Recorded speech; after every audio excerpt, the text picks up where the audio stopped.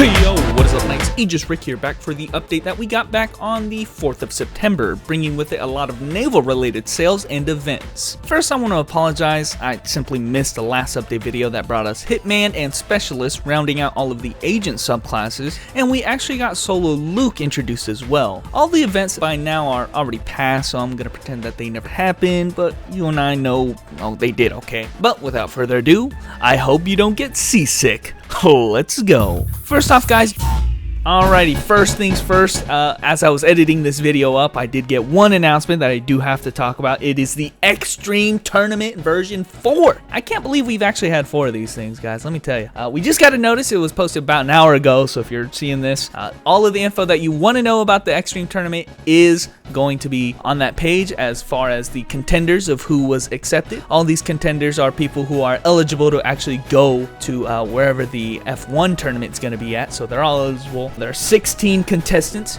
and the brackets are already set up as well, so you guys can see the matchups of who's going to be fighting who already, as well as, yes, last but not least, I will be commentating this year again. Thank you, Neopol, for giving me the opportunity. I'm pretty excited for it. I'm practicing the vocal cords already. And lastly, this event is going to be happening this weekend, Saturday and Sunday. So do not miss it. All of the information is going to be on the link below, as well as just shown right there. Don't miss it. Saturday and Sunday. Catch you guys there. No big content update, but we got some big events and a sale going on. And I figured I should mention that first, since it's kind of the centerpiece. The Empyrean Admiral set is released. For some people, that is a highlight of the year. For others, it's not that big of a deal. And I think overall it's a pretty neutral set.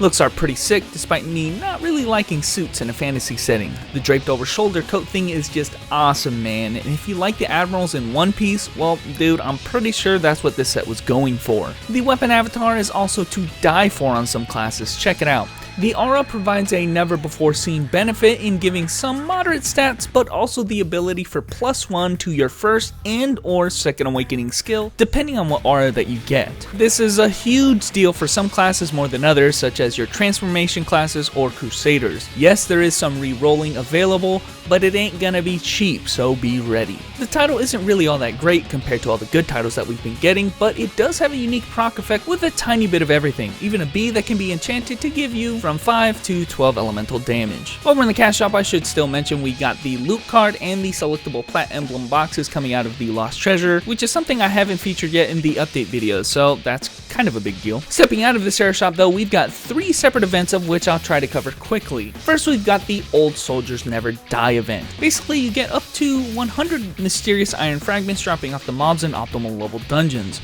You can use these fragments to upgrade your ship, after which you'll be eligible to go out on longer and longer expeditions, which reward you with event coins. The shop looks like so, and you'll receive one of 3 legendary earrings of your choosing, as well as upgrades for them, including beads, reinforcement tickets, and the like. You'll also be able to purchase Guardians of the Cube entry tickets weekly, which I guess we'll cover next. The big event that we got is the Mysterious Cube here. There's a cool little intro cinematic and all, but basically we are transported to another world, this time aboard a naval vessel. It may look complicated at first, but it really isn't though. Basically how it works is you enter the dungeon by talking to the cube, and you will navigate towards a boat-related quest. Sometimes you gotta kill some random mobs on deck, an errant robot, find a sleeping crew member, etc. Menial stuff that shouldn't really take more than a few seconds. Other times there are more elaborate, such as a tower defense against zombies and even a fight against Mecha Kraken. Make sure to bring a strong character into this area for this very reason, because those quests aren't so easy. Doing these dungeons will reward you with mysterious cube fragments for your trouble though, to be used here in this shop. The key item of note here is that every week you've got to make sure to pick up an epic armor pot box. It allows you to select an armor slot and guarantee an epic. Now every individual slot has 20 potential drops that it could be, and it's probably weighted, but just so you know, after this first week I actually managed to finish 5 out of 5 on my full plate set on my striker, and dude, I'm ecstatic. It's also great for characters who are trying to finish 90 sets in preparation for the Coliseum update, which will allow you to generate a set piece with a non-set piece. Of course, everything else in here is useful for various reasons: Hell Party passes, 90 epic crafting materials, you name it. Make sure to buy the clear ticket every day for 100k if you want to guarantee to getting all of the items this event has to offer.